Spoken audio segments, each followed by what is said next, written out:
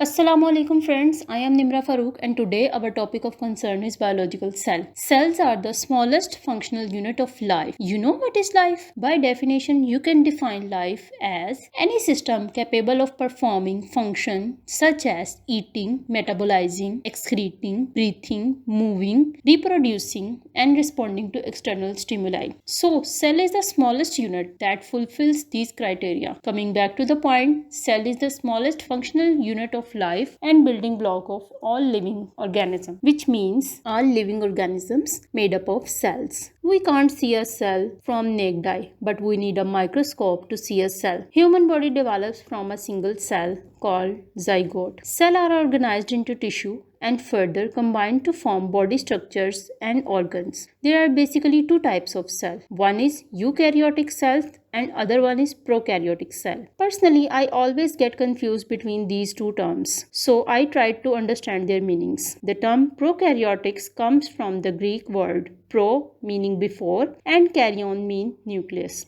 Prokaryotic cells are the simplest and most primitive form of cell. They lack a true nucleus and other membrane-bound organelles. Instead, their genetic material is found in the single circular molecule of DNA. Bacteria are the example of prokaryotic cells. The term eukaryotic also originates from Greek words. It is derived from eu meaning true and karyon mean nucleus. So the eukaryotic cells contain a true nucleus enclosed in a well-defined membrane. Eukaryotic cells have unique structure called organelles. Literally, organelles means organs of the body. In contrast, prokaryotic cells lack organelles and a true defined nucleus. The eukaryotic cell is further subdivided into two types of cells, plant cells and animal cells. And of course, our topic belongs to animal cells. Cell has three things in common, no matter what is the type, either eukaryotic or prokaryotic. And these things are cytoplasm, cell membrane,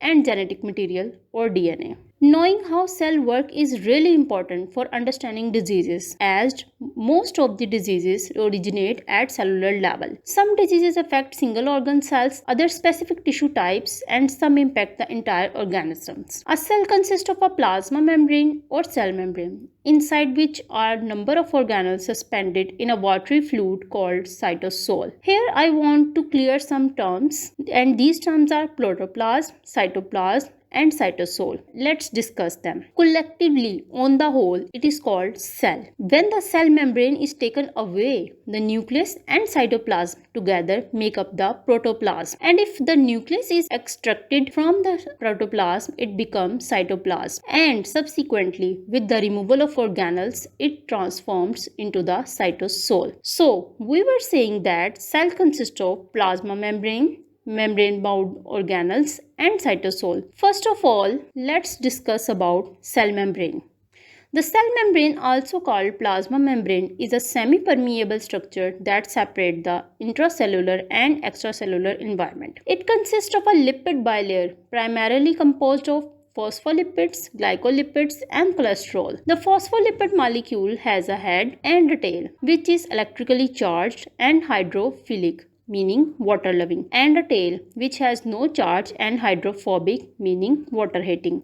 The phospholipid bilayer is arranged like a sandwich with the hydrophilic head lying on the outer surface of the membrane and hydrophobic tails forming the center water repelling layer.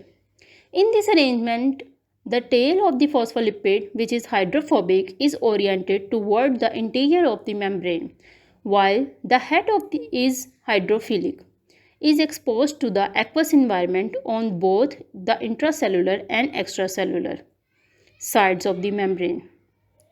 This ensures that the hydrophilic portion of the phospholipid interacts with water while the hydrophobic tails are shielded from it.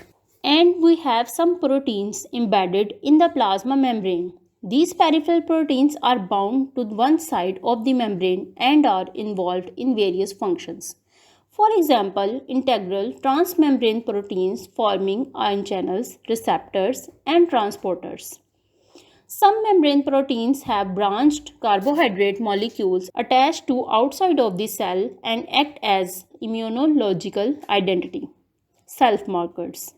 They also act as a receptor for hormones and other chemical messengers. Next, we have cytoplasm and organelles. The cytoplasm is a colloidal solution containing water, electrolytes, protein, fats, glycogen, and sometimes pigments. Pigments is simply color, like melanin and bilirubin, may accumulate in the cytoplasm and impact the cell appearance. Have you ever seen a patient with jaundice? You will notice the yellowish skin color. This is due to bilirubin accumulated in the cell, which give the patient a pale look. And the color of our skin is due to melanin present in our skin cells. Organelles in the cytoplasm include ribosomes, endoplasmic reticulum, Golgi apparatus, mitochondria, and lysosomes.